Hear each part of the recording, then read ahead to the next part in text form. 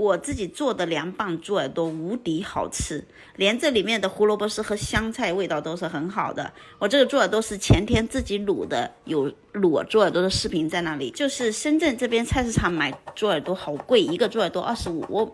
我每次一买就是2个，我这2个吃完我又要去买来卤，真的。一个猪耳朵一餐就光盘。这个切好的猪耳朵放胡萝卜丝、香菜、葱，再放点蒜末，然后再放干辣椒面，另外再就是生抽，然后再就是这个辣椒油。没有辣椒油的你就用滚烫的油呛一下这些配料，撒一点点盐，再一点味精，然后一点点香醋，再就是麻辣辣椒面。我这些搭配的料做凉拌菜，无论做什么凉拌菜，就用我这些搭配的料拌出来都是很好吃的，就是黄金组合。然后你抓拌均匀就可以装盘，连这里面的香菜啊、胡萝卜丝啊，味道都是特别好吃的。